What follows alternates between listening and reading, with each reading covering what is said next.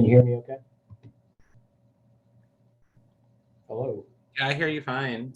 I can hear you. We can hear you. I saw Don's lips move and thought he couldn't hear me. Okay. Well, hey, first of all, I'd like to, I'll say thanks to Don. I mean, I really did get my personal objective as from a management standpoint, from a supervisory role, being the product owner of the dog.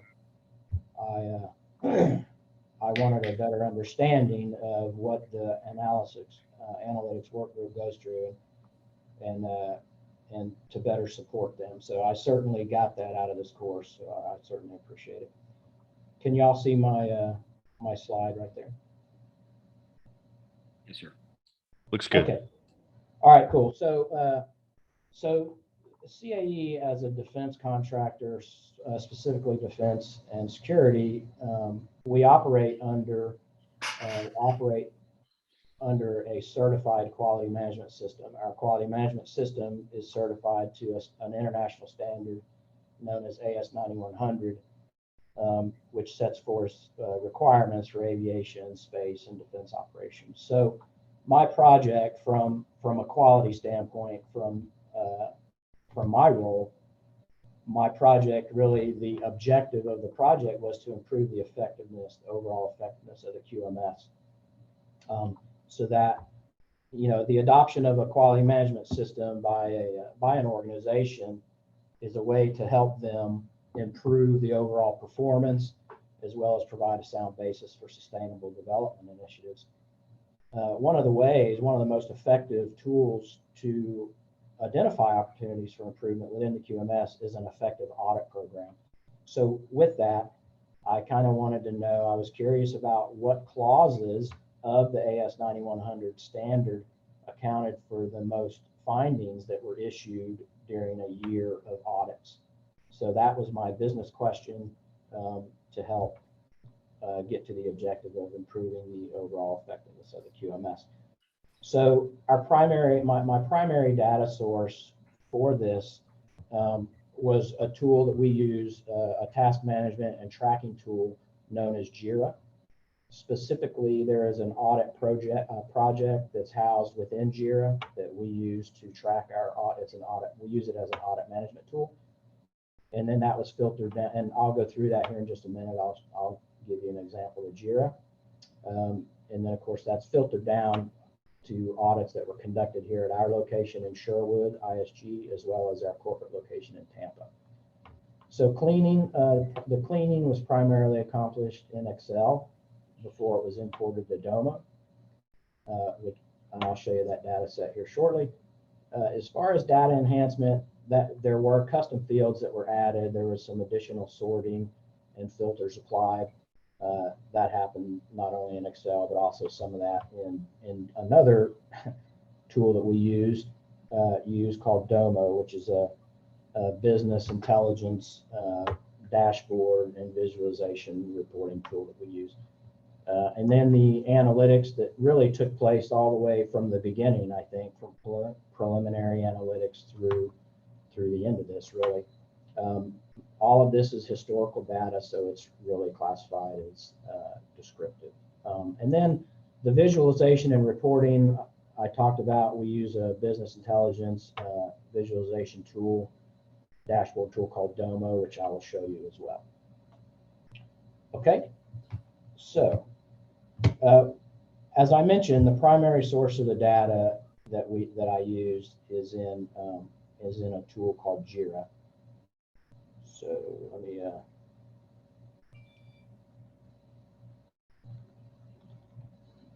well, I had it up here just a minute ago.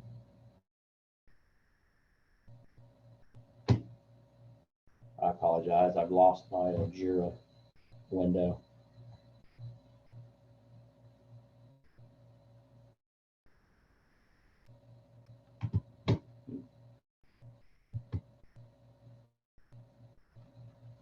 I'm gonna have to stop sharing for just a minute.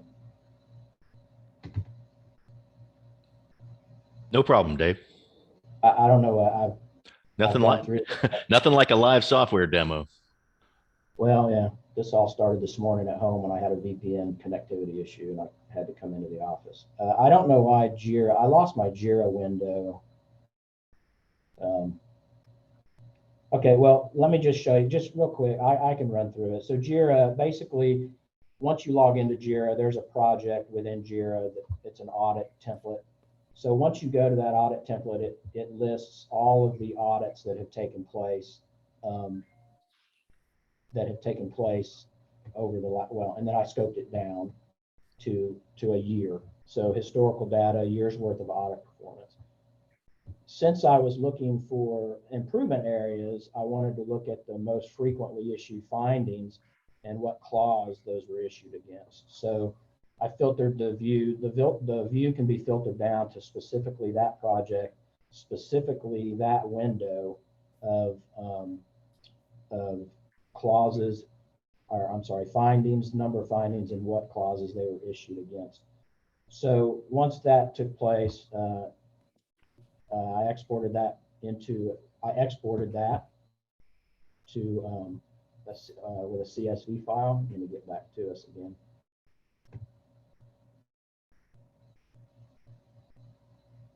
Oh, I know why. Okay. Can y'all see my screen now? You should see an Excel file. Not yet. Okay. Jiminy crickets.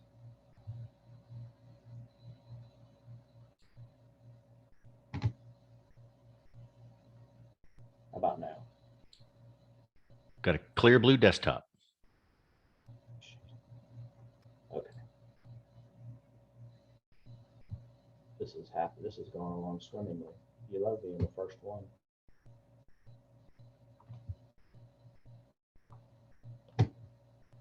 Still nothing, huh? No, we can see your Domo now. Okay, the pie you chart. can see the Domo. Yeah. Okay, well, anyway, I had a CSV file that I was trying to show you, but let's go to the meat of this. So this is the Domo card that we created, that was created. Once it's, so we imported it into Domo. Once we go to create the card, let me catch up where I was at here. A couple of the card options here. You can set, so when it comes to setting up a drill path, this is where some coding come in, some MySQL case statements to get to where we're going. So the biggest one, or the main one here. So as you can see here, the case statement is really like a when, like, then statement. So what it's doing here, the clauses are numbered as 4.0, 5.0, 6.0, 7.0, and so on and so forth. So to get to where we wanted to read the way we wanted it to, we had to tell it. So if it's like a 4.0, a 4 dot, then it would read a 4. And then we did, you couldn't see because you couldn't see the Excel document, but there were some blanks in that Excel document. And so basically we wanted, those were what are called OFIs, and they did not have clauses assigned to them. So again, and part of the case statement was for those null areas to read as an OFI. So if it didn't have a clause number, then it would read it as an OFI. So when it came to building the chart, I realized that, we're only looking at one column here. So the X and Y axis didn't really make much sense. You're only looking at one column. So a pie chart to me made the most sense to show what I wanted to see. So as far as the card itself, let me get back out and I can show you to jump. Kind of running on 7.5 minutes here.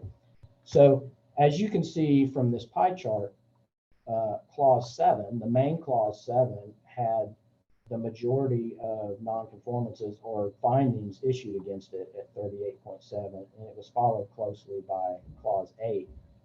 So this in itself didn't really tell me much, because clause 7, it's a fairly big clause, and it includes stuff like resources, competence, awareness, communication, documented information, stuff like that.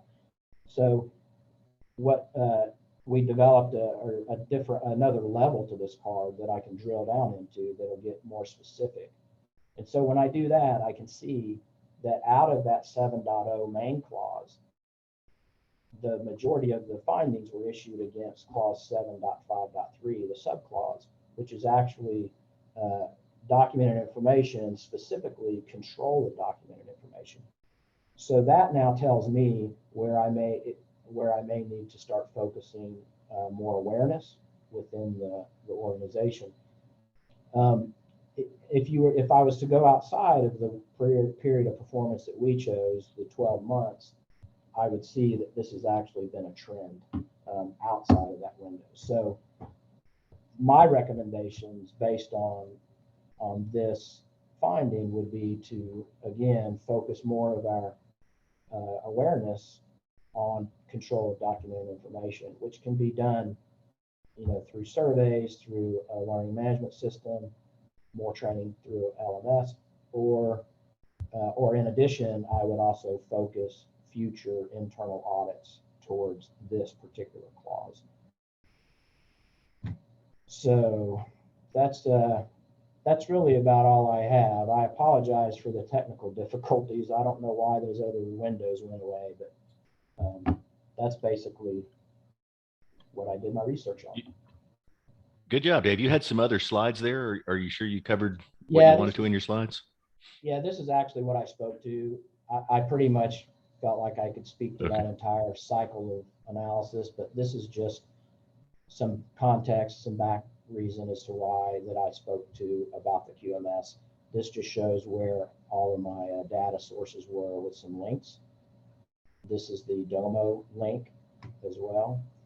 And then I made a slide for the findings, and then based on my recommendation, what I would recommend based on what I found. All right. I just figured it was easier to brief off of this particular slide because it shows the whole cycle and what I covered. And it would have been really cool to be able to see JIRA, but the big money there is Domo. So okay, that's all I have. All right. We'll open the floor to questions or comments.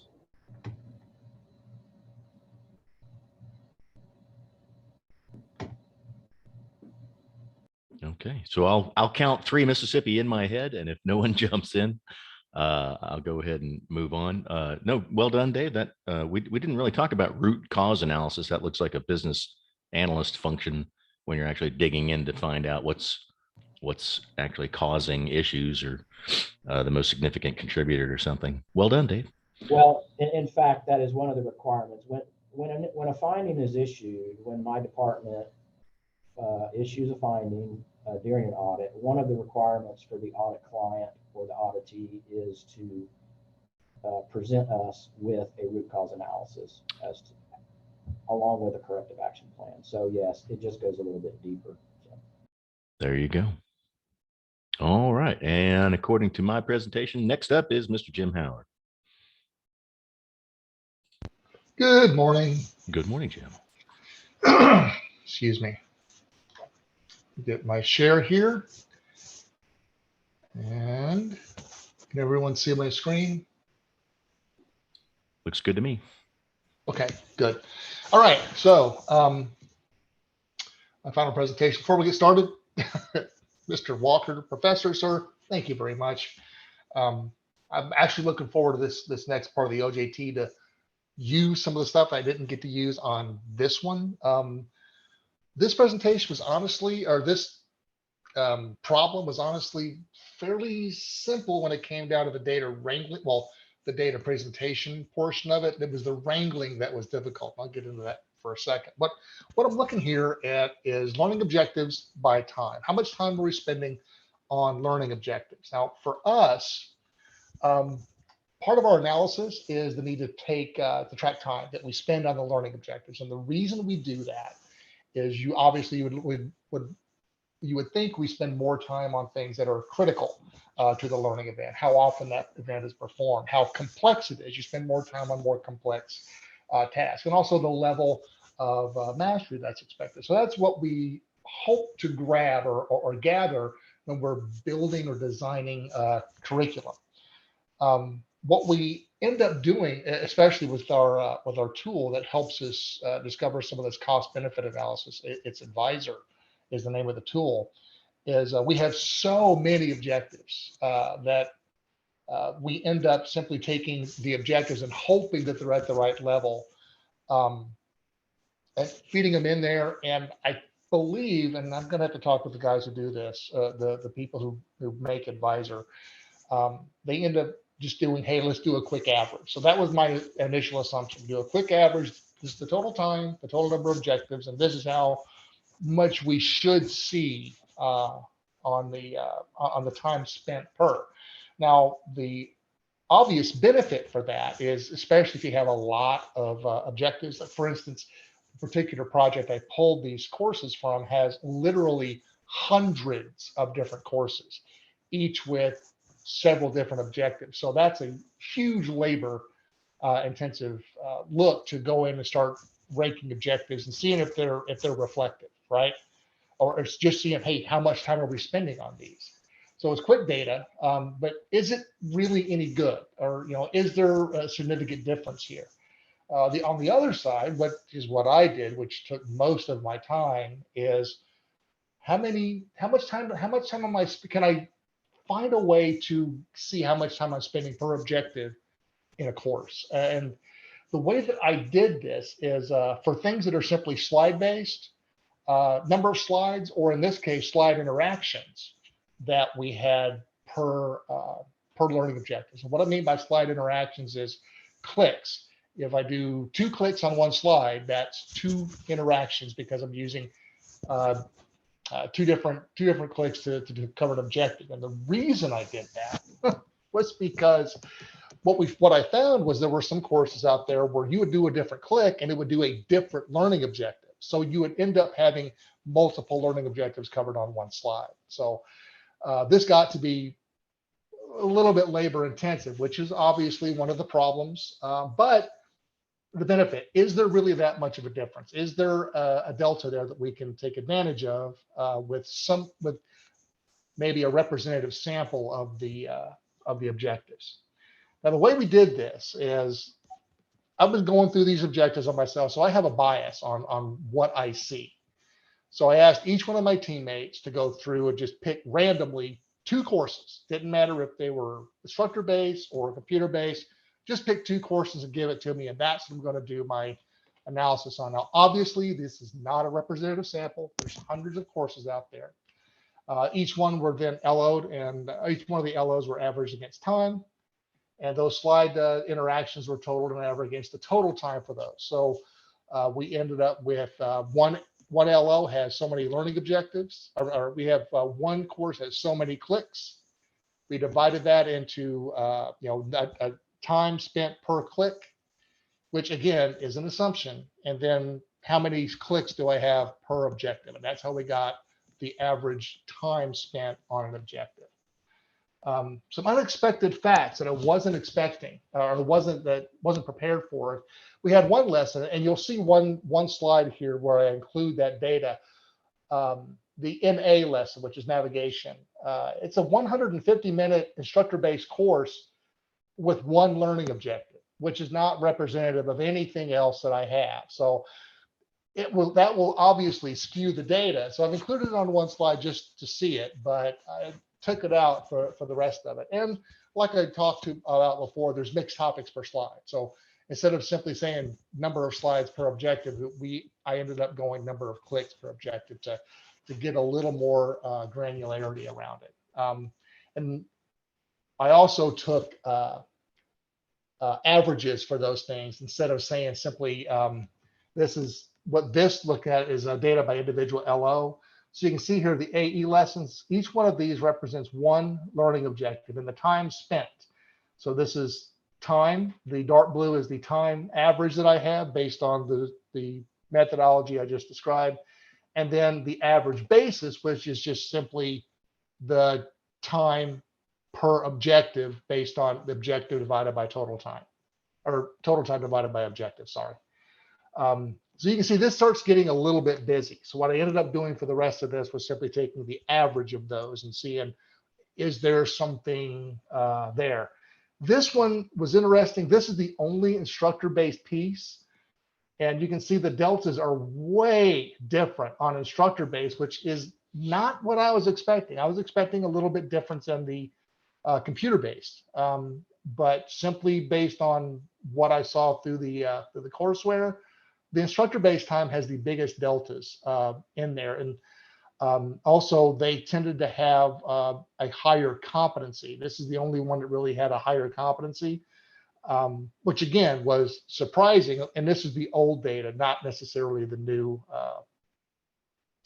suggestion that we're giving to the customer. So average yellows per topic. Here, this is the average time versus the basis time versus the average. And again, the basis is that total objectives, or total time divided by total objectives. Here, 18 minutes, and believe it or not, here, oh, sorry, let me go back. The AE here, which we'll see on this next slide also, is it should be 18 minutes per objectives. And what it turned out being was 10 minutes per objective on average. And why the difference? Well, one of the reasons is there's admin slides at the beginning of each course on the CBT that really don't cover anything. It's simply an introduction to the course.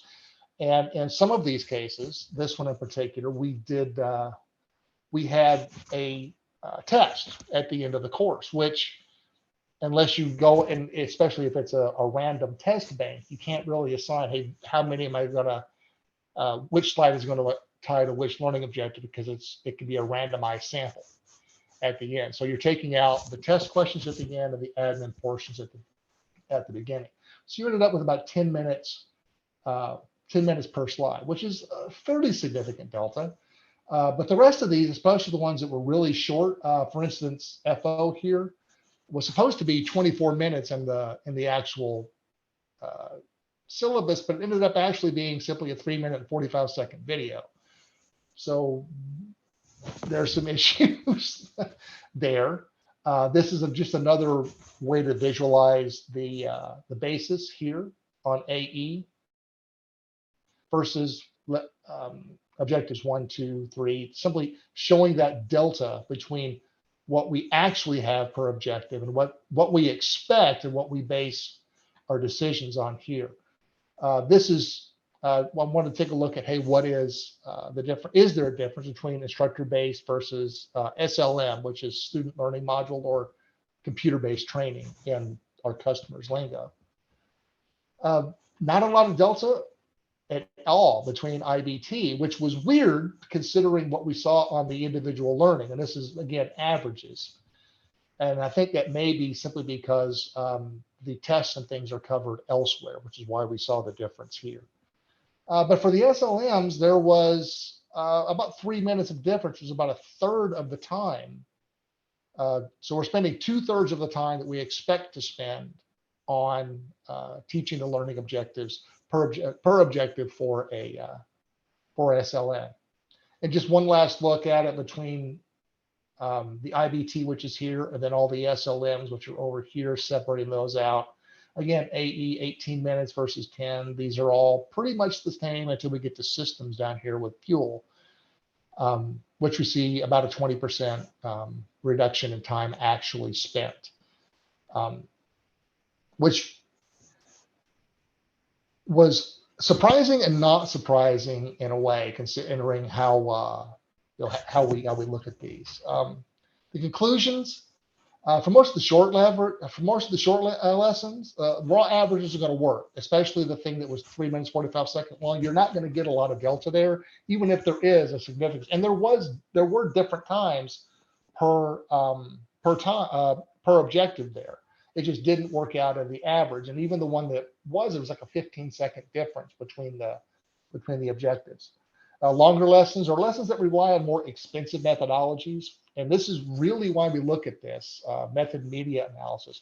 If we want to do something with mixed reality, and we're assuming that something takes this long, but it actually takes this, shorter or a whole lot longer, that's an additional cost that has to get factored in and probably should require a more in-depth look. So anything we're doing that we know is going to do mixed reality, that might be a basis point for actually looking deeper in depth at these learning objectives and how long each one's expected to take. Lastly, as far as just spending time with this, for me, because it's not a representative sample, I think this topic deserves a little more exploration with a much larger data set.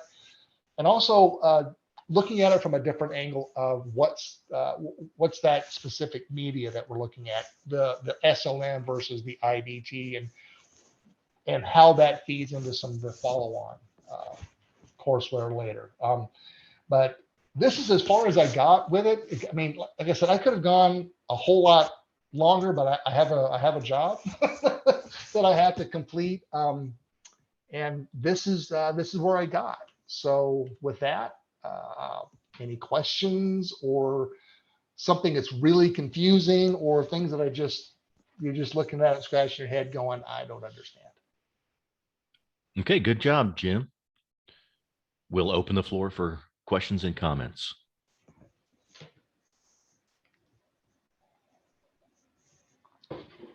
My first question or thought when you showed that anomalous navigation learning objective was from an instructional design standpoint. Do you think maybe it needs more granularity, more fidelity, so that it does? Yeah.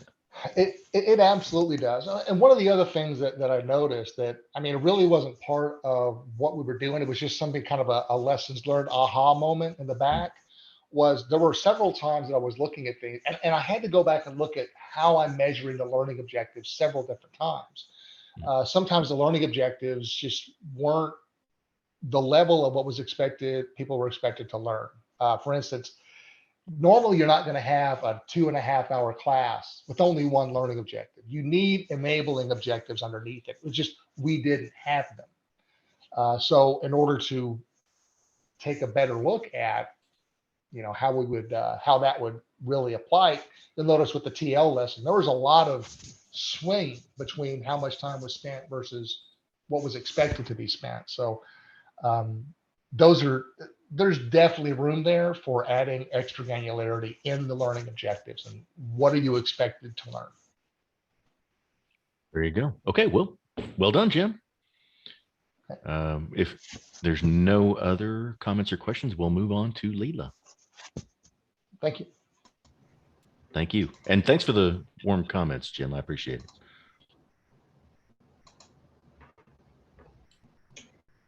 All right. All right. Well, yes, I'll also echo the warm comments. I've learned a lot in this class, and I've even gotten the chance to learn a lot more in working on this Capstone presentation. So I appreciate it, Don.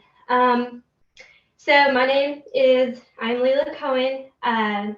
This is my Capstone presentation. My mentor has been Scott Bybee, our data analyst, without whom this project could not happen. I'm gonna switch over here, switch screens real quick. So today I'm going to walk you through the data analytics life cycle for this project, but I wanted to give a brief summary of the components and scope of what we're going to be talking about before we dive in. So, and real quick, is everybody seeing my PowerPoint okay? Looks good. Yes. Okay, perfect. Thank you. All right, so XAPI, if you're not familiar with it, is a new standard for tracking data. It is an e-learning software specification that allows us to track on a lot more types of devices in more context and more actions that SCORM and LMS were not designed to do. And so the example we'll be using today is the data that we get from our T44 cockpit checklist HoloLens trainer. We'll get into more specifics on what that is in the next slide, but essentially all the actions and all the steps that our students go through when using the trainer, those are the XAPI statements that we're analyzing. It uses XAPI to track student actions, and then it generates XAPI statements, which are then sent to an LRS, which is a learning record store. So scope, we are dealing with about 600,000 lines of code. So lots of information, a lot of detail, quite a bit of data that we're working with here. And so these statements at their core, they tell us who did what on what learning activity. And so we're able to go in and just analyze, look at what's going on in our students' learning activities. So these statements come in as JSON statements, and they're exported in CSV format, which was one of the challenges that Scott noticed early on when he first received the data, because there are things like several cells were concatenated that really shouldn't have been, made it difficult to read, and so that required some cleaning to happen before we could really take a look at what was going on. And so what does this trainer do? It provides our students with augmented reality training for aircrew checklist practice. Our students can go in to a completely interactive environment, allowing them to engage in switches, flight controls, identification of emergencies, and even things like verbal commands. And so they're able to practice engine start activities, before takeoff activities, and more. And through the power of XAPI, there are thousands of steps that are being tracked.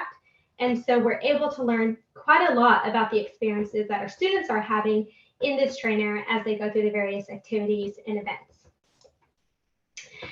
And so XAPI, like I said, kind of the bones of the XAPI statement are the actor, the verb, and object. So similar to English sentence.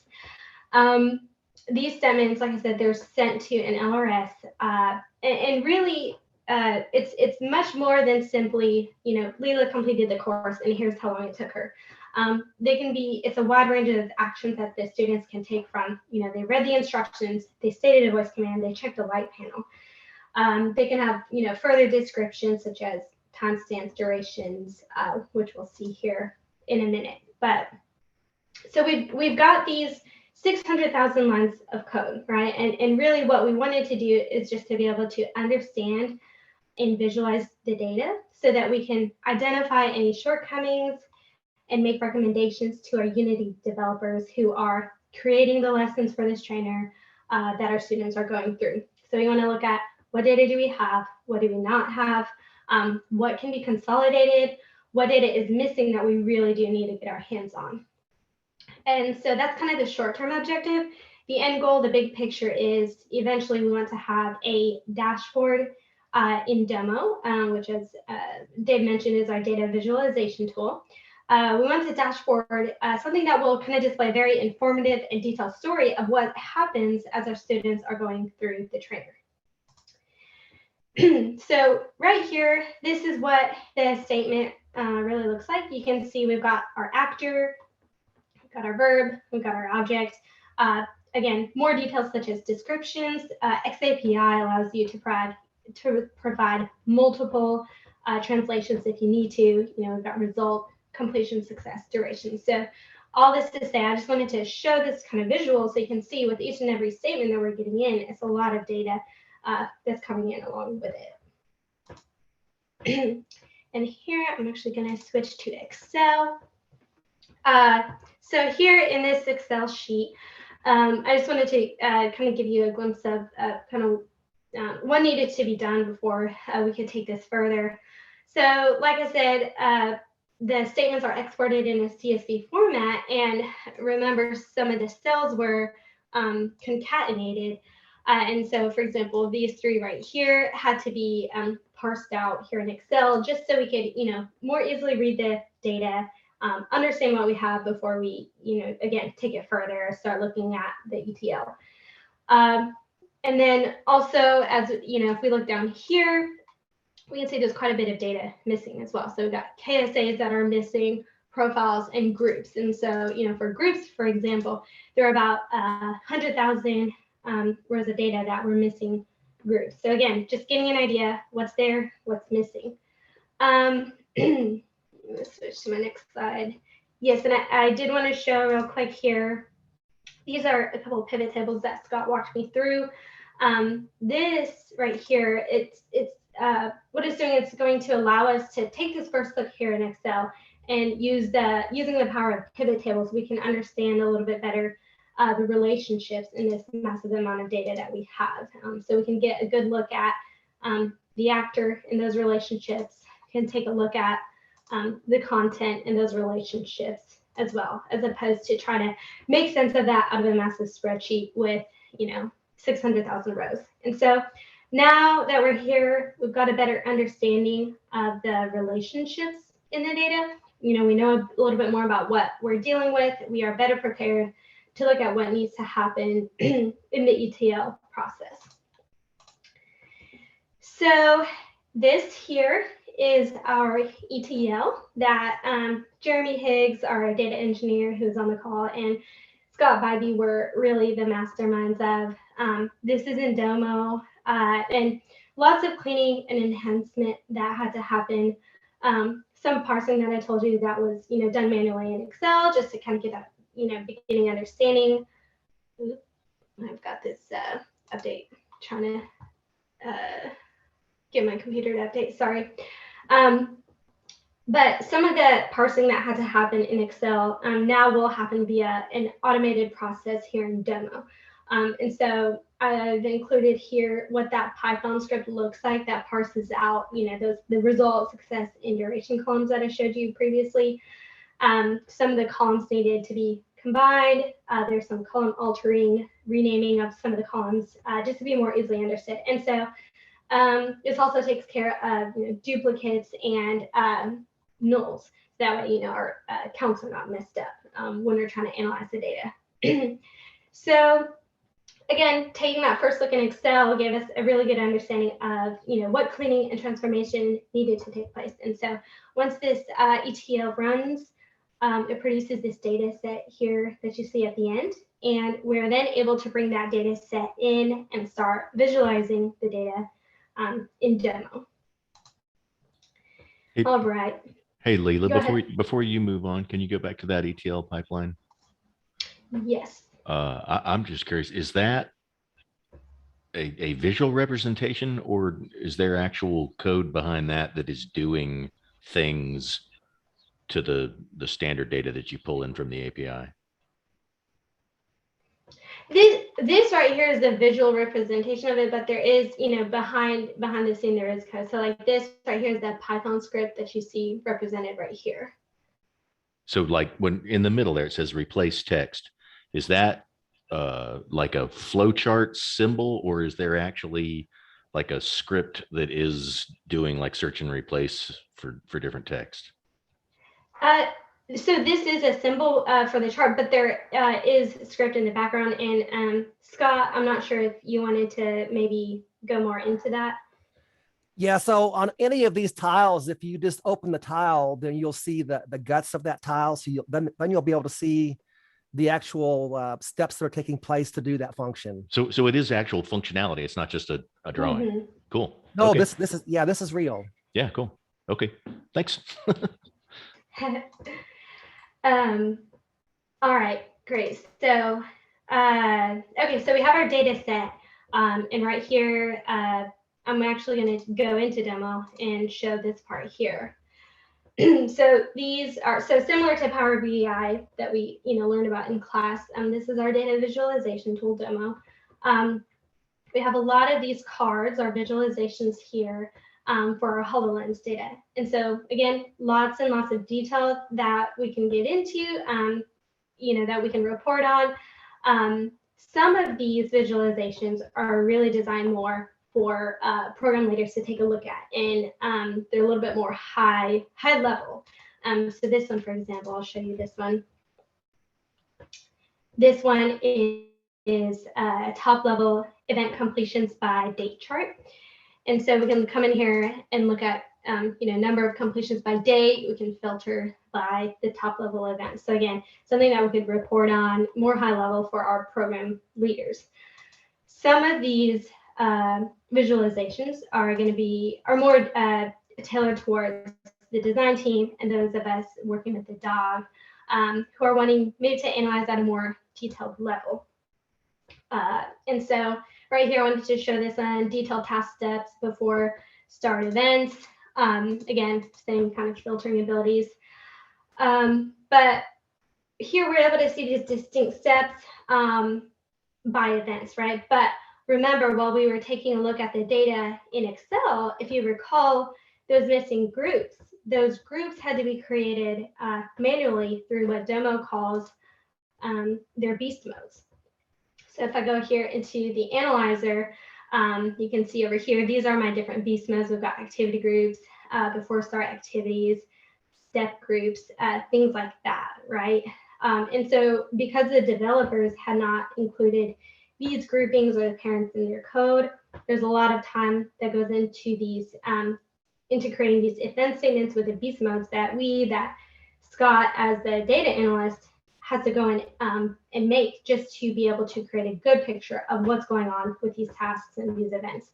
And again, with these 600,000 lines of code, and it's going to grow and grow, this massive amount of detail that we have, we, might ask ourselves these questions of, if they're not wanting to be able to look at that level of detail, why code to that level of detail? Or if we really want to be able to analyze by step groups or by activity groups, why are we not including these things in the code? So again, with so much detail that we're getting, all this data that we're getting in, these are kind of some of the shortcomings that we've found, that we're having to spend a lot of time on the front end to create manual solutions for that. Really, we might want to address just in the spirit of continual improvement for our programs and for reporting purposes. And again, this is not only for this T44 program, to improve this one program, but it's also, it would also give us the opportunity to just set ourselves up for better success in future potential XAPI projects. So do I have any questions or anything that we wanted to look back at?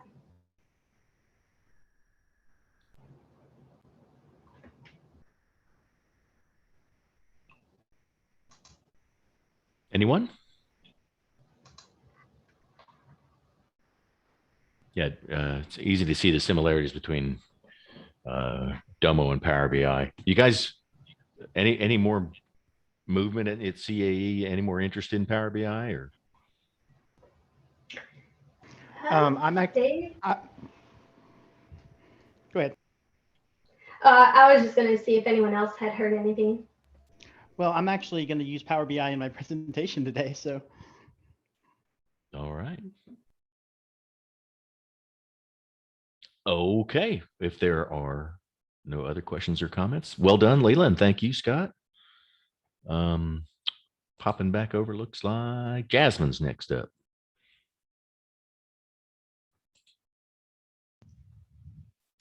Hi there. How's everyone doing? Good morning, Jasmine. Good morning. Let me share my screen here. Your audio is particularly clear and crisp, by the way. It's because I borrowed the expensive gaming headset this morning. So, all right. Can you see my screen? We could for a second there. It's coming back up. There we go. Good to go. Oh, okay. Wonderful. All righty. Well, my name is Jasmine Albrecht. I work with CAE on the multimedia design team. And this morning I'm going to be looking at some estimated versus billed labor hours. And all right, so data analytics starts with a question. And the group lead for the TMIS group here, Justin Castleman, came up with a question about the labor hours. We have a certain system that we use to estimate how many hours will need to go towards a project, and therefore how many employees we need to have hired. And sometimes those hours don't actually line up with how many are billed to the project. So we wanted to take a look at, based on 4 specific projects over the past 3 months, and answer 3 questions. How many hours were billed for each project? Were the estimated hours over or under the billed hours? And which project was the most accurate? So I started by gathering some data for the estimated hours, billed hours, and then made sure it covered the last 3 months here. So starting out, the estimated hours were pretty easy to gather. It was all in one nice Excel spreadsheet. And I decided to use Power BI to display all these so I could make some visuals around it. So That uploaded nicely. I was able to go into the estimated hours and start transforming the data through Power BI using different functions just to clean up the data and narrow it down to what I actually wanted to see. So I brought it down to the 4 projects I wanted to look at across the 3 months that we were looking at. And then next I moved on to importing the build hours, and this was a little bit different.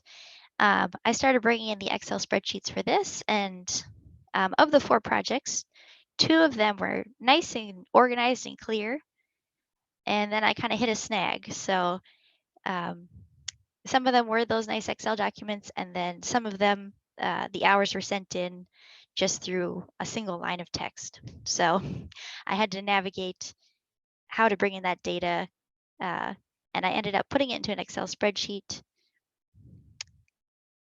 And when I imported that and put it in some tables here in Power BI, there was some discrepancies between them. So some of them were formatted by week, and then some of them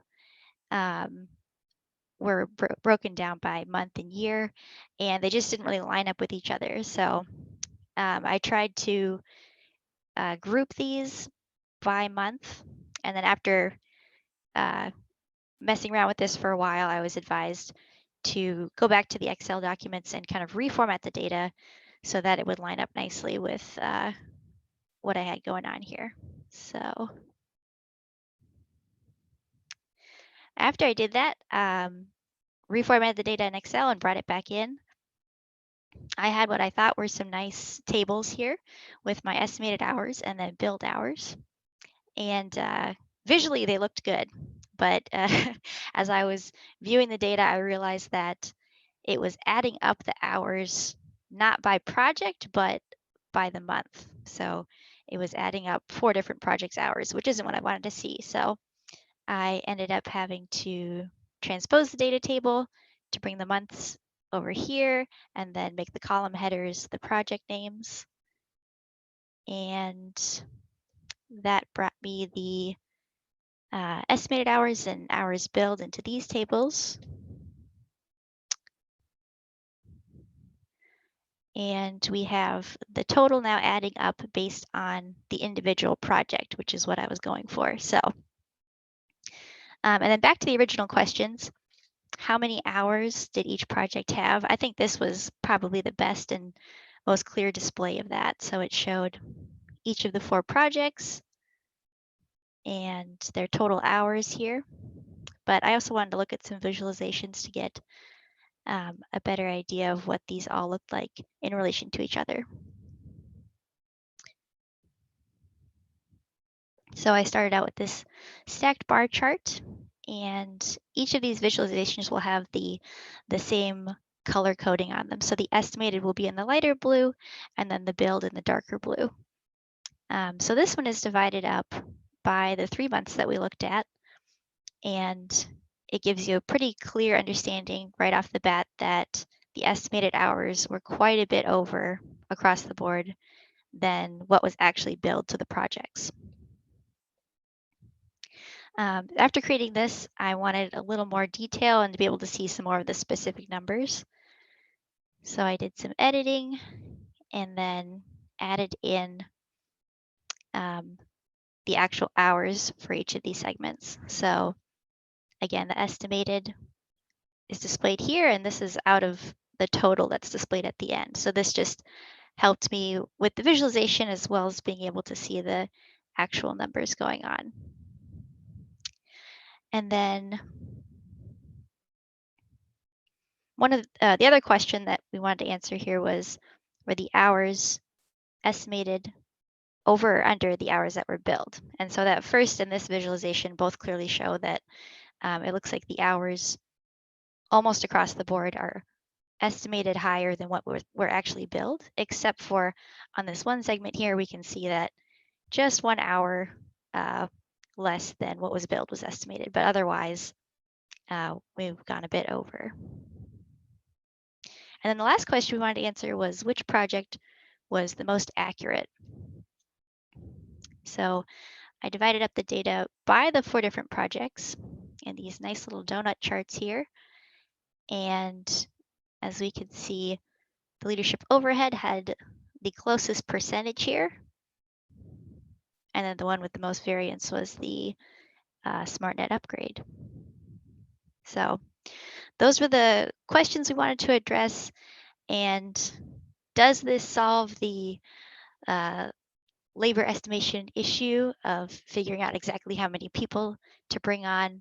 No, but what the goal of this was to open the door to new questions about which projects are spot on here, which months are the closest, and how can we start to dig into more questions to evaluate further how to improve that process. Thank you all. That's all I have. Good job, Jasmine. Nice looking presentation too. And Thank you. particularly well done from a storytelling standpoint. As you went across your tabs, just for everybody's future reference, Power BI, you don't have to put live actual data tables and whatnot in a tab. You can use that screen real estate just for images or screenshots or whatever you want. Excellent. I was wondering, anybody, before I go, I should be nice and open the floor for questions or comments.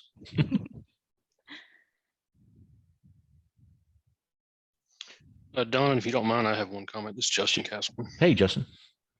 Yeah, I think to probably expand on a little bit about what Jasmine was talking about of, the goal of this was not to necessarily solve the labor estimation problem. It was to dig into it and figure out, or, see if there's any additional questions. And I know, like, when, and Jasmine, if you don't mind, can you go back to that last, you called it, I believe it was the donut chart. Yeah. So like, as an example, on the execute CIFC SmartNet upgrade, like here, you'll see, it was estimated that the team would bill 370 hours for that period of time, whereas we only built 79 and a half. And so some of the questions that come out of that is not necessarily is our estimation process broken or flawed, but why was it off that much?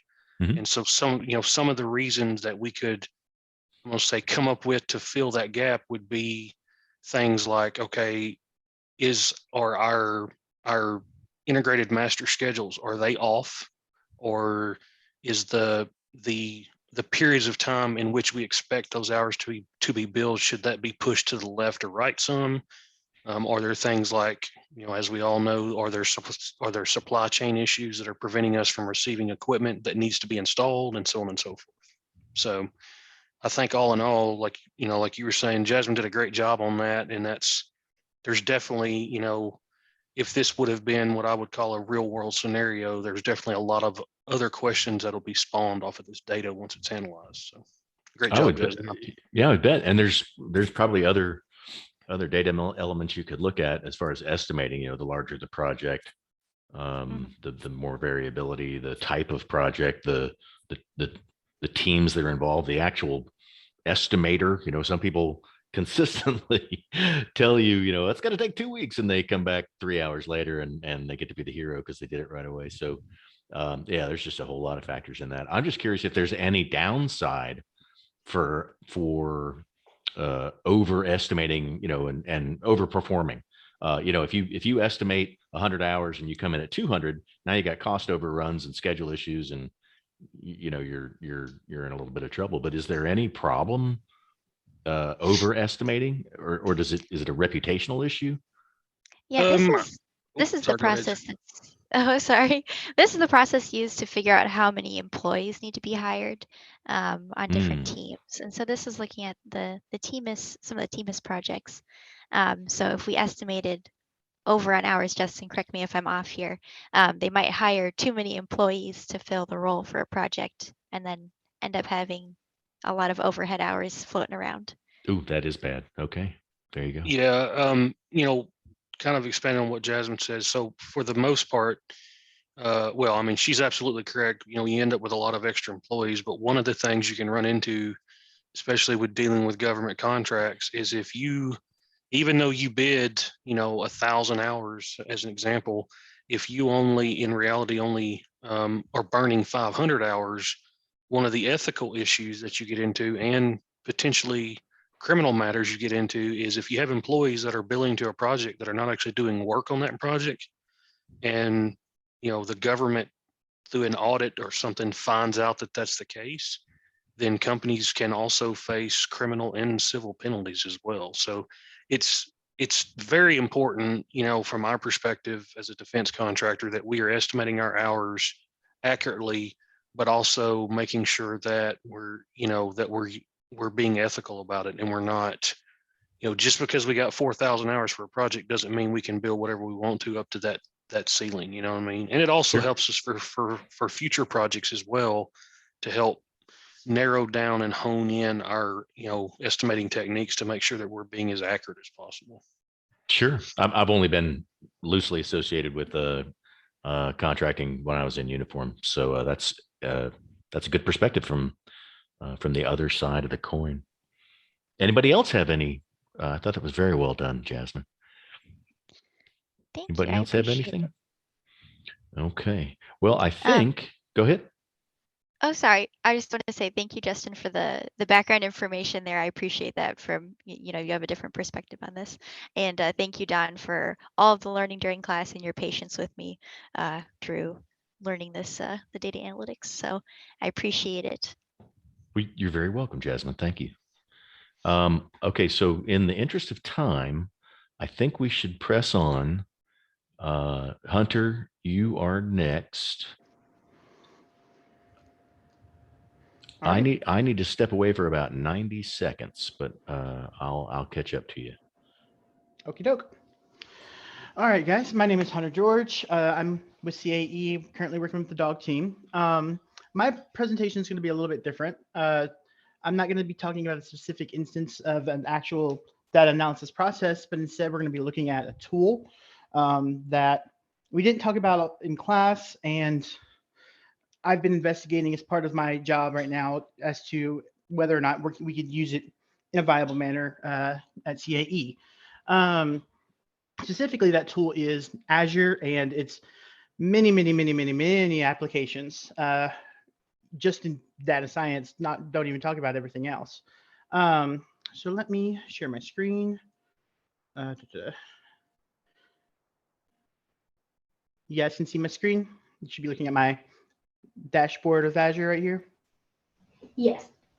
Awesome. Cool. So with Dog, we receive data typically in these Excel workbooks that come periodically. However, we also want to look at that data cumulatively. So we want to take all that data that we've gotten from all those Excel workbooks and look at it as one data set and do analysis on that. Sometimes organizing that can be a bit of a pain. Just the actual process of cleaning from a workbook to workbook and then actually putting those into something we can use for data analysis is, well, it's awful. It's a bit of a pain. And my goal here with Azure was to lessen that pain. First thing I did was actually uploaded Excel workbooks and such to a file share on Azure. This allows us to actually use those Excel workbooks and various things we're going to do with Azure. I really like this because Azure has so many different services, and we can actually take this and we can use this data 50 different ways from one platform. I quite like that, even though it's still rather difficult to understand at first. What I did for a very simple introduction proof of concept idea, I first created a SQL server that's hosted here on Azure. It's really straightforward, just literally called it SQL Server. And here, I actually created this database this morning. This is a completely new blank database that I'm going to actually walk through and show you guys how we can automate the upload of data from these Excel workbooks into a SQL database that we can then use for analysis and show that, hey, this is all live and it's going to continue to update as we just upload a file. Cool. So here's that. The way we're going to do all this is with a service called Data Factory. Data Factory is it's an online ETL and data integration service. Basically, you can automate your entire ETL process on Data Factory. For example, you can actually, when we're doing file uploads, to actually run it through, we can actually upload, for some programs at least, upload the raw file, that is the data we get directly from the source, and actually have our cleaning process automated within Data Factory via a pipeline. And so what it would do is it would take that raw data, apply the transformations we would need to it, and then load it into SQL database, whatever. Also, it would create we could also set it up to create a clean Excel workbook that just has the clean data in it in case we need to look at it from there. All right. So this is the Data Factory Studio. This is where you start and build anything you need to do with Data Factory. What we're going to do, we're actually just going to do a very simple ingest process, and then I'm going to show you how we can use that to make visualization creation incredibly simple and fast. And so we're going to ingest. We're going to do a built-in copy task first. So we're going to take data that's stored on a Microsoft Excel workbook, and we're going to upload that data to a SQL database. And it's one cool thing. You can actually have it just have this pipeline that we're going to build run once, or you can have it scheduled. This is the cool thing for our specific use case, because as we upload more of the Excel workbooks that we get, let's say, then if I just have this run every 24 hours, it'll actually take anything that's new. We can actually set it up so that it takes anything that's new, and it just adds that new data to the existing data. And as that, if you have that in, say, a SQL database, it will, anywhere that SQL database is used, it will automatically update. Very, very convenient. But for the quick example, we're just going to do a run once. So source, our source is that Excel workbook. For us, for our example today, where you need to look into the Azure file storage. That's just my standard file storage. It has all of the stuff for us.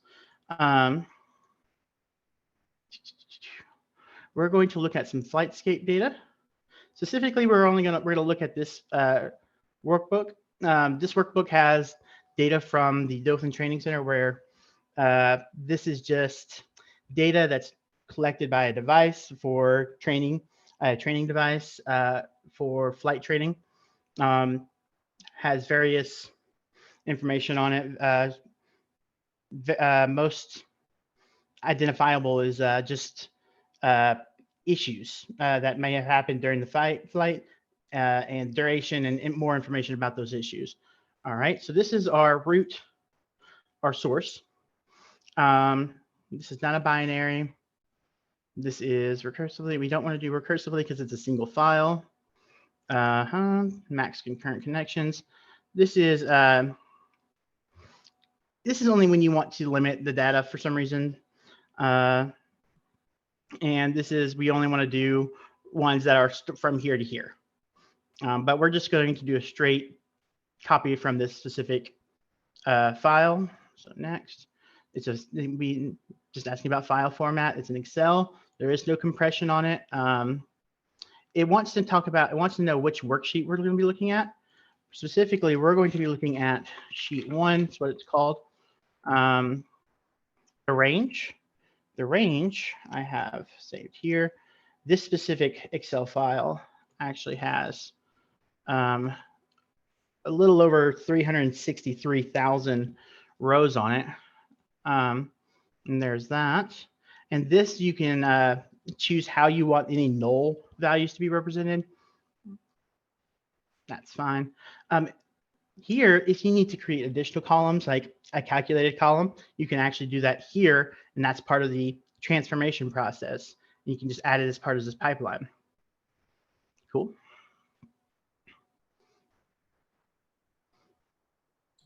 What language or syntax would it use? Use like Excel if you wanted to create a calculated column? What syntax does Data Factory use? Oh, And then you got this can DAX, you know, there's yeah, there's so many ways. Yeah. In fact, all of this I'm showing you can just be scripted using PowerShell or Python or the Azure built-in Azure CLI.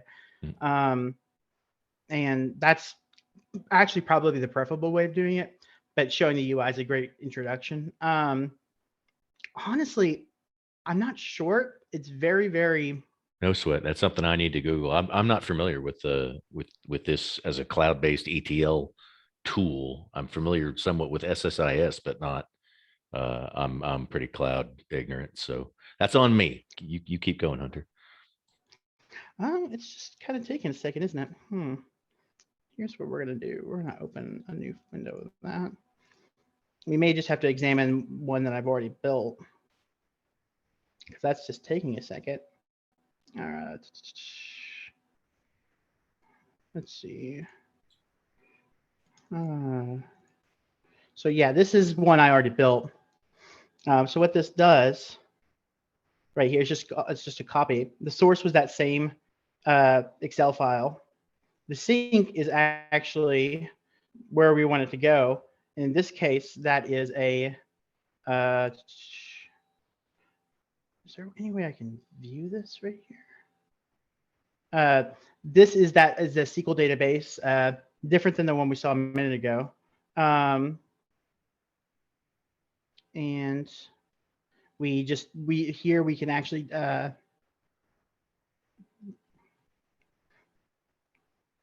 that is not cool. That is not doing what I wanted to do. All right, let's see.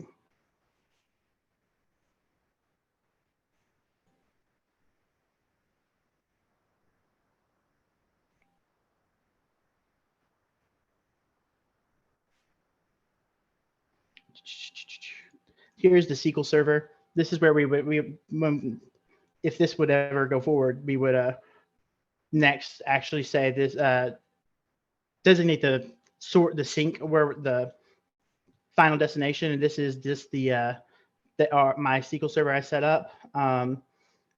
In this case, for this one, it is actually this is an older one actually. This was just where we put database name, SQL authentication, and this is all hosted on Azure, and it's all integrated and nice in there. And once you actually have that pipeline set up, oh, there it goes. No, operation timed out. That's not good. That's going to be fun to figure out.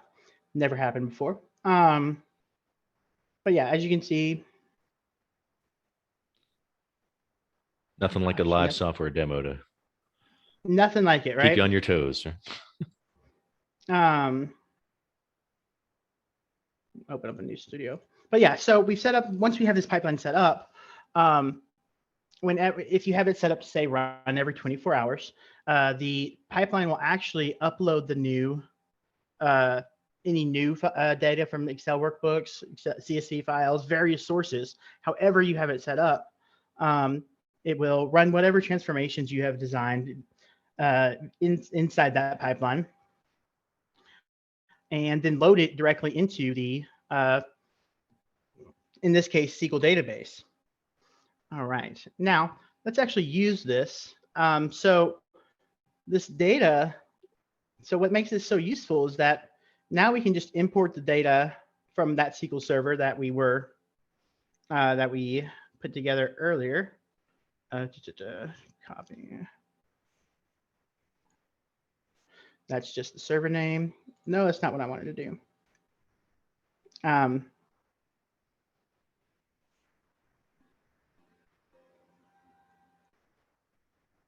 So here, I'm going to cancel this. We're actually going to do direct query with Power BI so that this doing direct query means that as this SQL database updates, any visualizations created here will also update. It's also much easier to, especially for this one, much quicker to get started with. All right, it's just going to show me something to explore. This is the database we were adding something to. This is an empty database. Here, this is the one that actually I've already used, I will be using. This table right here is the data we're actually using, and we were going to upload if things didn't get messed up. And we're going to load that. And doing this with direct query, it won't take long with the, because it doesn't have to import 363,000 rows of data. And now building visuals is, well, incredibly simple. Here's the data from that Excel workbook. Let's see. Let's say we want to do event category as an axis. And we want to count how many events in that category over this data. And then we want to, I don't know, use the severity index, which actually categorizes these events, these issues that may or may not have happened. And voila, we just created a visual from that live data. And as we add more and more workbooks to that file share, let's see, this file share, these visualizations created with Power BI will update. So let's say I added a new workbook that added a new 20,000 stall recoveries, engine torques. Those would be that would be updated here automatically. And now this is just Power BI. We can actually just take this, publish it online, put it on a dashboard, whatever you're going to do with Power BI. But yeah, that's my presentation. It's how to use a very simple tools on Azure to create an automated process, an automated ETL process using the Data Factory service. Any thoughts, questions, comments, jokes? I think that it showed everyone why this job pays so well. There's a lot of moving parts. This is not for the faint of heart. Questions, comments, guys?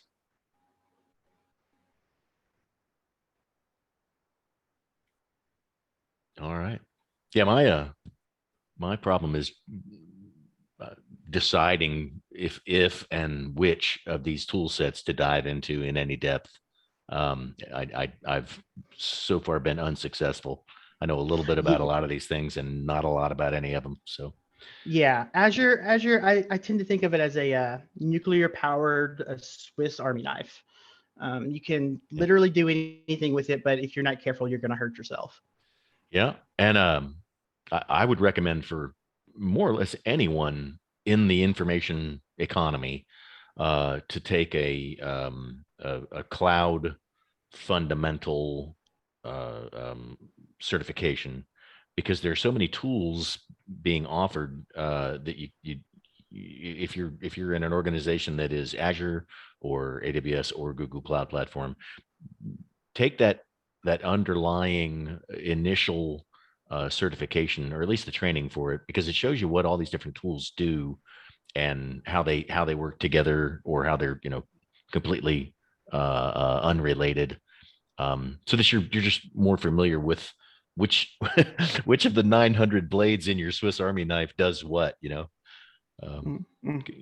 analogy, Hunter. Okay, well done. Anybody else? Okay, excellent. Moving on.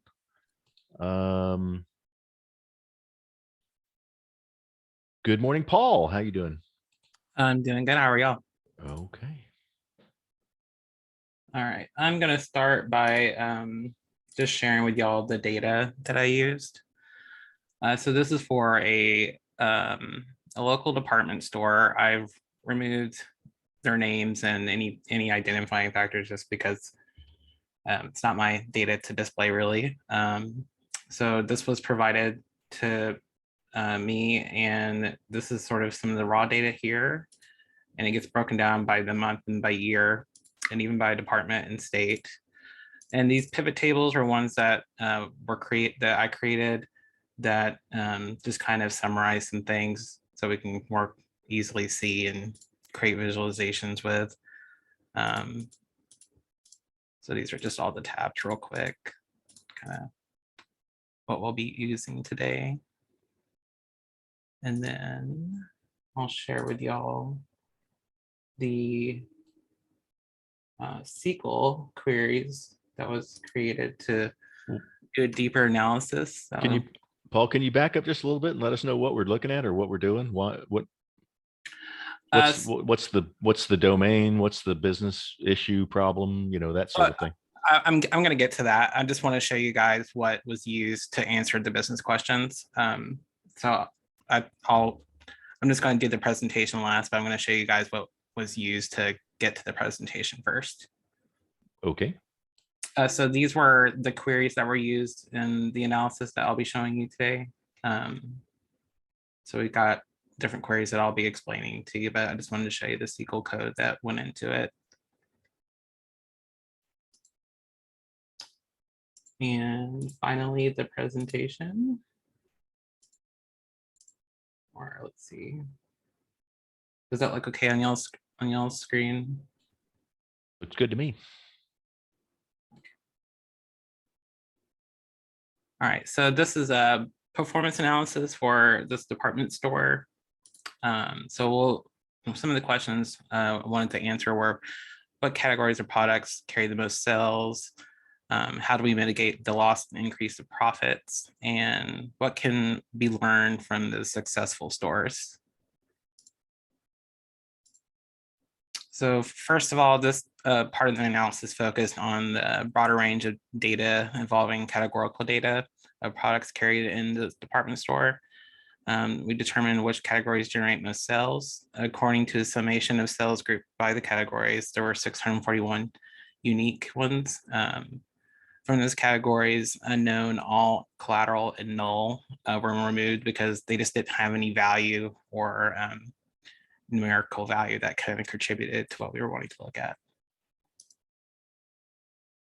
So after cleaning it up, the results were narrowed down to our top 10. So as seen in this figure here, we can see that our top 10 were shoes, dress, knit top, pant, woven top, handbag top, sandal, beauty, and jacket. Knowing that at least 3 of these were all kind of top categories, these were combined to just tops. And that gave us our highest ranking category at about $338 million. This is nearly twice as much of the other top 2 categories of shoes at 158 million and dress at 157 million. So this suggests looking into meeting demands for top shoes and dresses. Next, we want to look at how to mitigate loss and increase profits. So we had a 96 increase in gross sales from 2014 to 2015. 2016 is expected to come out similarly to 2014 with a year-to-date gross of 35.6 million and a projected gross of 5.3 million. As profits are down this year, we'll want to look at ways to drive down expenses and hold on to as much profit as possible. So this visualization was made in Tableau. Let me see if I can get it to, there we go. So we started looking at overall performance at the store level in each state. Everything looks pretty normal to start with. Typically, department stores' peak season is the fourth quarter. As you can see, sales start to increase around this time, and then gross profits drop in the first quarter. Sorry, I lost my place. As stores clearance leftover inventory from peak season, once again, in 2015, we see a large increase in sales during the fourth quarter, another drop in the first of the year. But now we see in the summer of 2016, gross profits start to dip well into the red and stay there throughout the third quarter and into the fourth. This is abnormal. So next we look at brick and mortar stores, which had the most negative impact on gross profit sales. This visualization was also made using Tableau. Underperforming stores were selected, which are reporting a negative gross profit of $50,000 or more. This does not include operating expenses and overhead. This only includes cost of goods. So we know that net loss for these stores is worse than we can see from the data provided. We recommend that these stores be reviewed for closure to mitigate losses to department stores as a whole. The negative gross profit for this selection of stores totals to $4.6 million, which is a projected loss of $8.2 million by the end of 2016. Once again, this is sales less the cost of goods and not like the operating expenses. Next, we looked at underperforming departments. The remaining stores not included in the list we recommended for review, we found 16 departments which are currently reporting a loss greater than $50,000. Most of these are address departments. We recommend these departments be reviewed further. If they are not intentional loss leaders or departments which bring customers to the store, even though they aren't profitable, then the department should be considered for deletion. The negative gross profit for this selection of department totals $4.9 million, with a projected loss of $7.7 million by the end of 2016. Of those 16 departments, we found about half of them are still making a profit on the online stores. We can move these departments to online only and remove from brick and mortar. The remaining departments could be deleted entirely. Next, we look at what can be learned from our successful stores. In order to start this analysis, we first must identify the high growth sales stores. We start with reviewing yearly revenue for the 290 brick and mortar stores that had transactional data from 2014 through 2016. We look for stores that saw an overall increase in revenue from 2014 to 2016. Based on this condition, we are left with 11 stores that saw increases in revenue in one store, Houston 210, which saw consistent year-over-year growth. Of these 12 stores, however, 10 are well below the yearly revenue average of 2.6 million. While there are likely still lessons to be learned from reviewing these stores, for the purpose of today's analysis, we're going to focus on Murray 930 and Sarasota 213, which are performing closer to yearly store averages. The first step completed in this analysis was selecting stores of comparable total sales and stores with below average sales. We then took this data and mapped it out by month and the total sum of transactions of each month for all 3 years. After reviewing the selected stores, it became apparent that the high growth stores, Murray and Sarasota, were far more effective at capitalizing on the seasonality of their sales. This is illustrated by the graph on the right, which shows 2 peaks in December and January for Murray and Sarasota, but fairly straight line for Richmond, which had below average sales. The bottom line here is for a store to maintain yearly growth, a greater emphasis has to be placed on attracting holiday shoppers. For the final analysis, we focused on product categories and their percentage of revenue for the same period as before. And in order to provide comparable percentages, we selected the Chattanooga store with nearly identical total revenue numbers, but experiencing an overall decline. With more than 40 product categories, it would be unrealistic to expect 2 stores to have nearly identical ratios. With that being said, we should expect to see a specific set of categories being consistent leaders.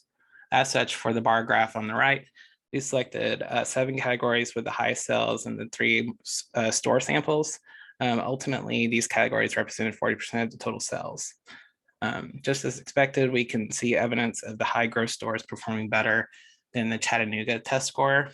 Specifically, we can see that Bridge, Carrier, Cosmetics, and Trend are much better performers than in Chattanooga stores. Additionally, while not as consistent, we can also see that handbags, jewelry, women's shoes are also well represented in high growth samples. In conclusion, greater emphasis should be placed on these first set of categories that are better performing in high growth stores. Whether that emphasis is executed by additional marketing or sales should be determined based on additional analysis and store input. So to sum up what we talked about today, I need some water.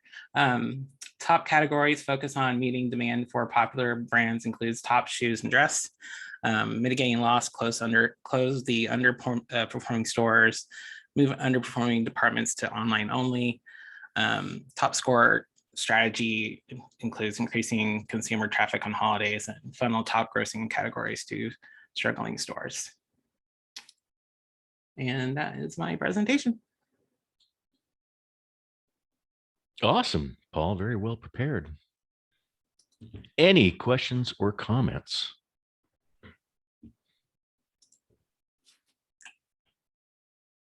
Yeah, Paul, I thought that was exceptional data storytelling as you moved through and looked at cause and effect and recommendations. Well done. And our penultimate presenter, Hampton, you ready to go?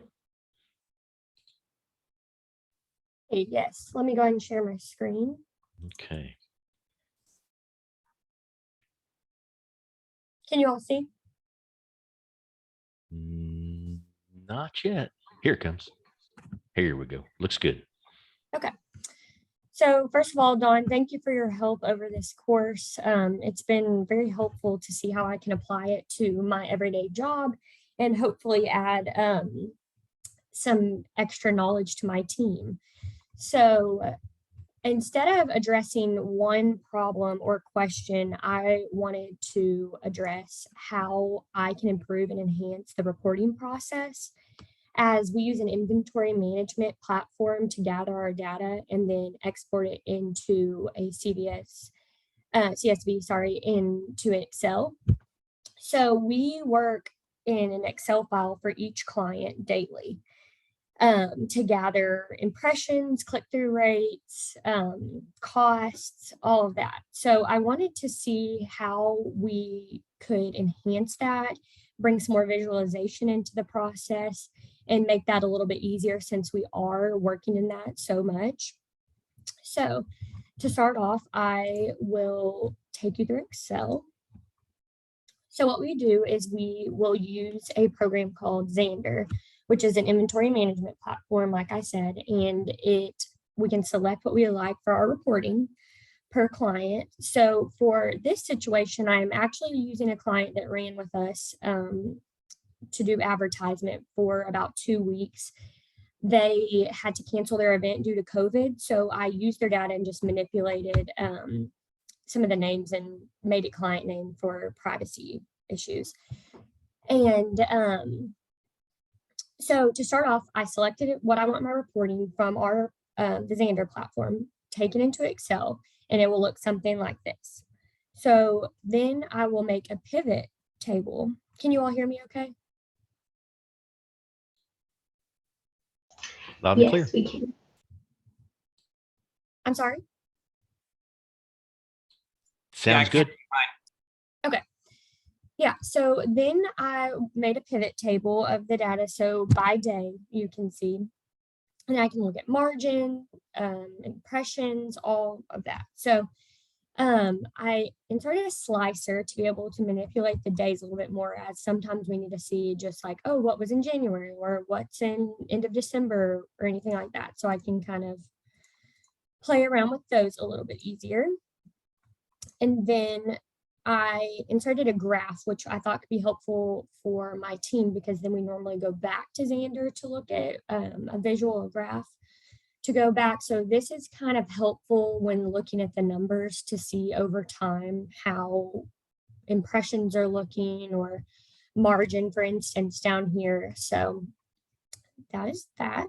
And then to make up the sum of impressions, we have different tactics, which are called line items. So I can see how these make up the total amount of impressions that we are delivering. So this pie chart I thought would be helpful to see how that's broken down and how to expand on those.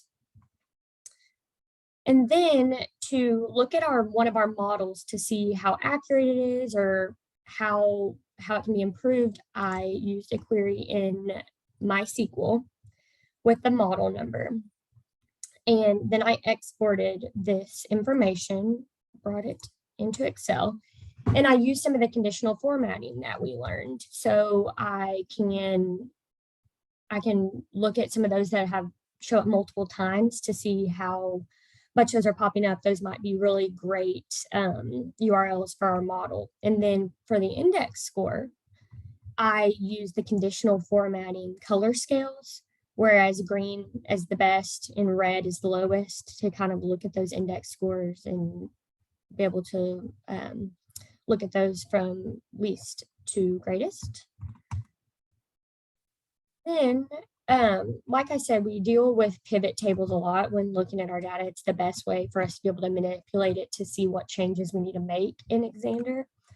So another way I wanted to look at those pivot tables is in Python. So in Python, I opened up my file, and then I brought up some of this. You can see information.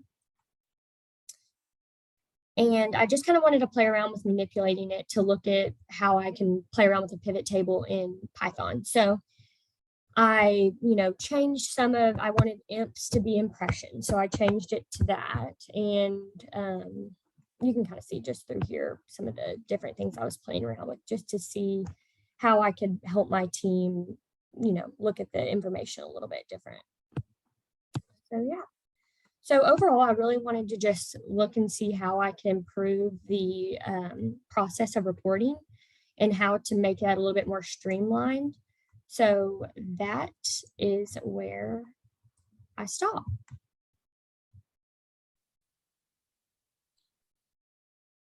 All right. Well done, Hampton. Thank you. Any questions, comments? And welcome, Caroline. Thank you. I'll stop sharing my screen if there's no further questions. Okay. Excellent job, Hampton. Thank you. And again, the presentation, one thing I learned back from my days being an analyst is it's important to be able to tell the story in your own presentation, that you walk through the data, providing emphasis at the right time, and having accompanying charts and graphs and tables to provide the proper emphasis. And that was well done, Hampton. Thank you. And thank you so much for using Python. I thought it was an interesting way to look at it. It's definitely a little bit different than Excel. I would say it's a little bit harder at this moment, but I definitely got more comfortable with it as I worked through some of those exercises. And it's very interesting to be able to see it in a different program. Yeah. And that was, a couple of big points I was trying to make throughout the course, as you guys remember, is that there's multiple ways to solve a problem. We can pivot data in all of these tools. You just got to learn the switchology. I think it was Jim told us about how to actually accomplish what you're trying to do in the particular tool.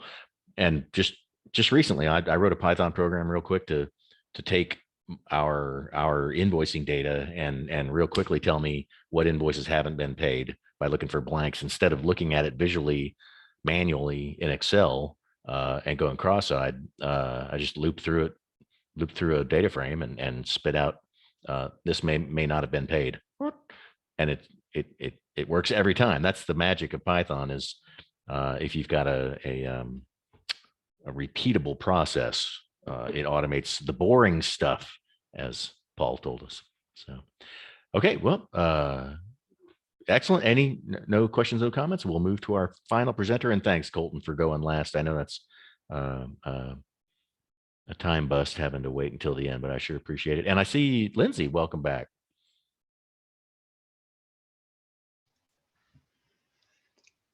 Hey, Don, I don't have any problem going last. Let me me share my screen here. Good to Tell see me Lindsay if and you guys Gabe can see too. that. Yeah, we're all here to support our guy, Colton. And my dog. I didn't bring a horn. I feel bad.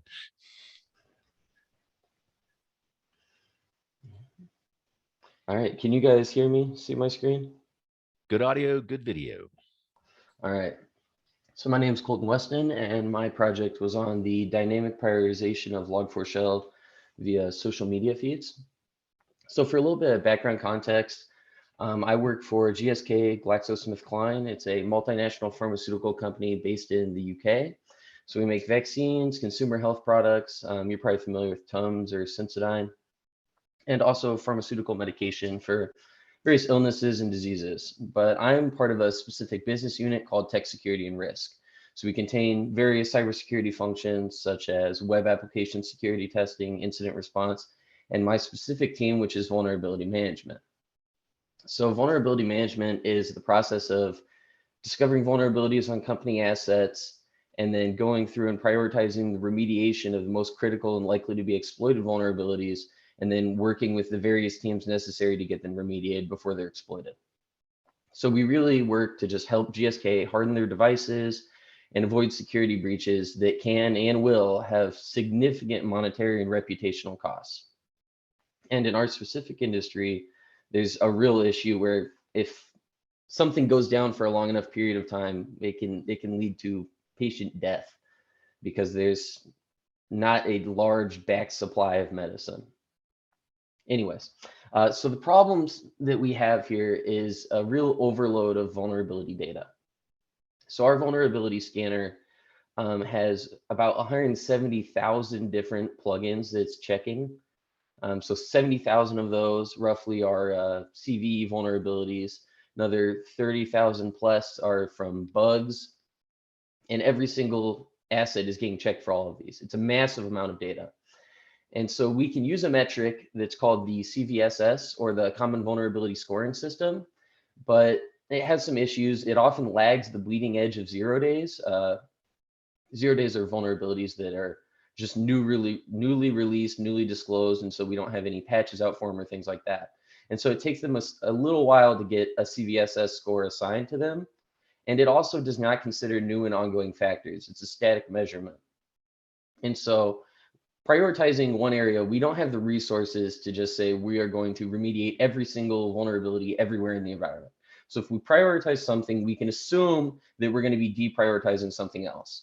So it's crucial that we prioritize the things that need to be remediated, and we scan for the things that need to be remediated and are most likely to be exploited.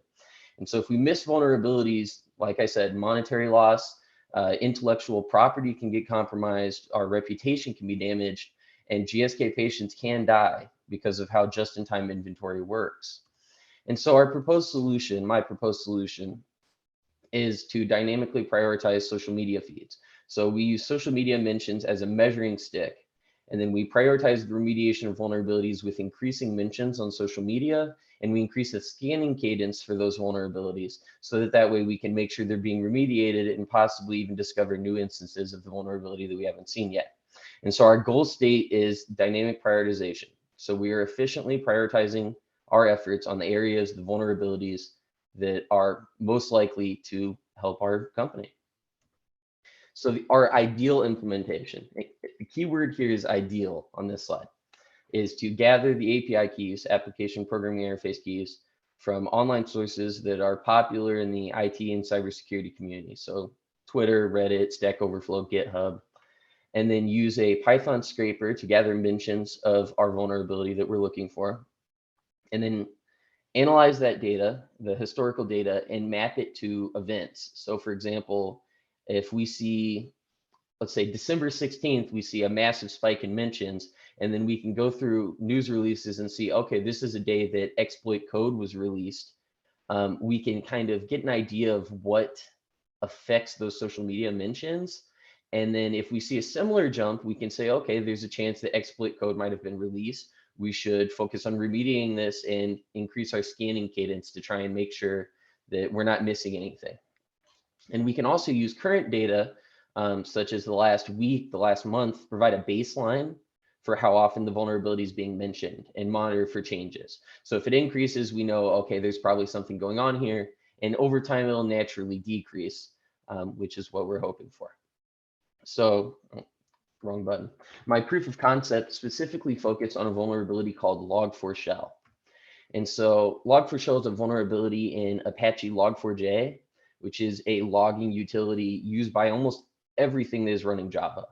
It records events such as errors, system operations, and then it communicates diagnostic messages to system admins and users. So a good example is when you get a 404 error on a website, if log4j is running, it would record that you got a 404 error, and somewhere in the logs, if an admin was looking through and saying, why did this happen, they would see it. Log4j would log that. Log4shell is a 0-day vulnerability that affected it. So a 0-day, like I said, it was unknown and unpatched when it was disclosed. And Log4shell exploited a feature in Log4j that allowed custom code to be used to format a log. So in this case, the attacker can, and keep in mind, basically run their own custom code and inject their code and run it. So it's called a remote code execution. So they don't have to steal credentials. They don't have to have authorization of the system. Basically, anyone with network access can inject their own custom code that would, for example, download and install a backdoor and then give them complete control over a system. So if you remember me talking about CVSS, this is what we call a 10. This is the worst thing that can happen. Completely critical and affects almost everything. And so what makes it worse is it's so widespread of a utility, Log4j. So an investigation by Google found that Maven Central, which is one of the largest Java repositories, has the Log4shell vulnerability in over 8% of the packages. And other packages depend on other packages. And so you might have a package that depends on a package and a package and a package that depends on Log4j, and now you're vulnerable. So you might not even realize that you're affected by it, but you are. And so there are estimates that roughly 10% of all systems are impacted by this vulnerability. And this was released in December 2021. So it's pretty recent. And the CV number there is, the CV ID is just a way to track it. And the Log4shell vulnerability has been described as the largest, most critical vulnerability ever by experts. It's truly unique. And to give you a better idea, here's a list of vendors that are impacted. I'm not going to read them all to you, but just give it a quick glance. And I would bet money that you almost definitely use at least one of these vendors, probably more. That's everybody. Yeah. Good grief. It's insane. And this isn't even all the vendors. I just chose the big ones that, yeah, for example, I left Microsoft off of, or not Microsoft, Mojang off of here. They make Minecraft. And so a big way that this vulnerability got publicity in the beginning was people were hacking servers by typing code in a chat box on Minecraft. That's how easy it was to do. And that's how widespread it was, is that it literally everywhere. But continuing on to my actual POC, right off the bat, remember when I said ideal implementation on the previous slide? As expected, it did not exactly turn out that way. So Stack Overflow doesn't really have an API. So that kind of destroys that idea right off the bat. GitHub has an API, but it limits your actions and the rate that you can do calls at. And so if you're trying to go through and search an entire website for mentions of a vulnerability, that's kind of prohibitive. And it also, the way it's structured is to basically use GitHub, which makes sense. So if you want to post and pull from repos, repositories, perfect for that. If you want to analyze public GitHubs, not quite as useful. And Reddit was the one where I put in the most time in the beginning. And I, get my Python code working, get my API keys, set up my app and everything. Spend about, a week and a half working in it, and realize, yeah, this is just not going to work. It limits the rate you pull down posts at. It limits the volume of posts that you pull down. And the API structure revolves around subreddits and users. So it was really easy to write some code that would pull down, let's say, the top 100 posts on the cybersecurity subreddit. and then filter that, parse it. It's not easy to search all of Reddit for a keyword, which is what I was trying to do. So that kind of made implementation on Reddit impossible. And so that left me with Twitter as basically my final hope. And so right off the bat, I wanted to get historical tracking of this vulnerability. And you cannot do that without special research access. So I was limited to only accessing tweets from the last 7 days. And there's also different versions of the API and a ton of different endpoints, and they all have different requirements. So just to even access a 7-day baseline, I had to apply for special elevated access. The basic tier is essential. And that's still not enough to get me access to the historical data, but it allowed me to get something going. And so moving into my actual final implementation, so first I had to get access to the API. So I go to the website, developer.twitter.com. You have to put in your name, you have to put in your use case, you have to copy and save your keys because they will disappear right after you see them if you don't copy them. And then I had to request elevated permissions. And so that was just, I actually had to go back and forth with them multiple times just to get those permissions, not even the elevate above that permissions, the special permissions. Just these, I had to go back and forth and tell them, exactly what I was going to do, where I was going to store the data, if I was going to store user data, where I would be showing the tweets, things like that. And so without elevated permissions, I could do a little bit of work in Postman, but a lot of what I was doing had to wait for this to happen before I could start. And so I finally get that permission and I start doing my code in Jupyter Notebooks using Python 3. So I import my libraries, pretty exciting stuff. Put my API keys in. Before anyone gets excited, I already deleted these. I know they're hard coding, you're seeing them on my presentation, but these no longer exist. Good job. So don't try and tweet as me or anything like that. It's not going to work. So next, we authenticate with Twitter. We use OAuth.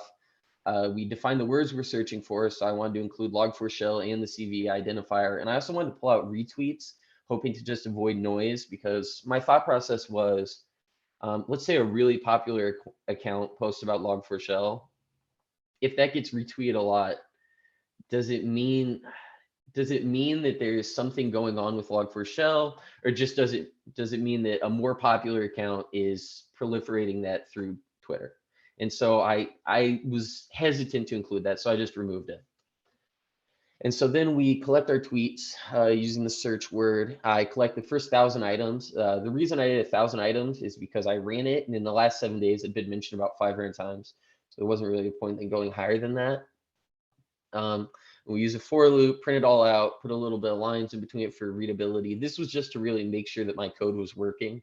And so you can see I'm pulling out the date and then I'm pulling out the tweet text. I don't want to get user data because Twitter would be up in arms about it. And so it's nice to know it's working, but not the most useful. So then I said, okay, I'll just put it in a data frame, use pandas, makes it a lot more readable and a lot more useful. But I need to do data analysis on it. So I export to CSV, and it has 439 rows, as you can see, which is about 7 days worth of Log4Shell mentions on Twitter. And we can do some basic analysis in Excel with this.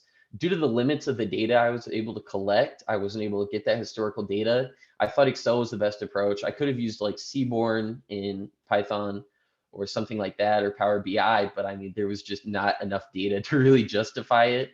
I was not going to be able, I didn't have enough data to do the things I had originally wanted to do when I had scoped out my implementation. So I end up with this, where this is just a basic pivot table pivot chart. So I calculate the average, I pull out the weekends, which is why there's a gap there between February 11th and February 14th. I ran it for the last time yesterday and threw all this in. But yeah, so I pull out the averages without the weekend. We get 58 mentions or so roughly a day. Calculate the standard deviation, which is about 18. So about 68% of the values will be between 40 and 76, which lines up pretty well with the data that I have. And then we get a confidence interval of plus minus 25.3. And so if we see something above, that would be 83. If we see social media mentions above 83, that might be significant enough that we want to increase scanning cadence and kind of see what's going on there. But the issue is we have a tiny sample size. And so this is going to really need more long-term data before we can establish like solid long-term trends. There's not a lot of confidence in these numbers just because of the data limits. So current usage of this, we can track these log4j mentions. And if they're out of the confidence interval, we prioritize remediation of the vulnerability, log4j, and then we can increase our scanning cadence to confirm remediation and hopefully not discover new instances. But if it's out there, I would like to know about it. So increase scanning cadence for that purpose as well. And so future additions, plenty because of how many issues I had implementing this. So automate it to run without interference and automatically do that data analysis. That doesn't actually seem that complicated to me. It was pretty simple script, pretty simple data analysis. And then also set it up to automatically email whatever contact we choose if those results are outside of the confidence interval. We can also possibly use the vulnerability scanners API to automatically increase and decrease scanning cadence, but I'm going to have to look further into that.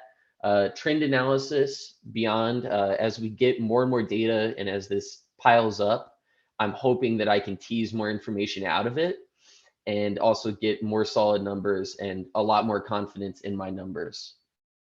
Apply this to other vulnerabilities. Obviously, this was just the POCs, so we decided to focus on the most exciting thing happening right now on the block. Get access to that historical data. That's going to have to be its own request on their API website. Will probably be a pain, but I would like to see how social media mentions respond to different things happening to the vulnerability, like patches getting released, things like that. And then also utilize other feeds such as maybe Reddit if I somehow find a good API wrapper that lets me do that, but maybe other forums and things like that. And so I want to say thank you to Don for working with us all, providing this training. My mentor, Gabe, for giving me the opportunity to be a part of this apprenticeship, helping me scope out my project. And Erica and Lindsay, they're both alumni of the apprenticeship. They both work for GSK. And so they really helped share what they worked on, helped me avoid some of the same issues they had, and just supported me throughout this out of the kindness of their heart. And yeah, questions and answers? Hey, good to see you too again, Erica. Thank you. We can open the floor. Yeah, I just Yeah. wanted to say comment. Excellent presentation, Carlton. This is really, really wonderful. We're glad to see the project come through. And Thank nice you. to see you again, Don. Good to see you too, Gabe. Okay, well done. Well, Colton, you had told me that they'd patch it, and since it's open source, they'd patch it and it would get exploited right away. So what is the current status on that vulnerability? So right now we have a pretty solid patch, and there's still there's some mitigations that people are still doing, and potentially it could get exploited again. But right now it's looking pretty solid. Clean up right now. Cool. And then have you heard of the graph database Neo4j? No, I have not. It's the leading graph database, which is just a different way of looking at data. It looks more at the relationships of things than relational data. I mean, relational databases look at the content of the data. Graph databases look at how they interrelate. Anyway, there's one called Neo4j, and it's kind of the most popular one. And I don't really know what the basis of that is, but it sounded like this vulnerability and that company might have had a lot of the same in common. I don't know if graph databases are used a lot in cybersecurity analysis because of the way it can map a node and a connection to another node, nodes and edges. Anyway, maybe a good Google. It's called Neo4j. You can watch like a 10 or 15 minute crash course on what Neo4j is and what a graph database is good for. Might actually be something of interest to you. That was an excellent presentation, by the way. Thank you. I really appreciate it, Colton. And thanks again for going last.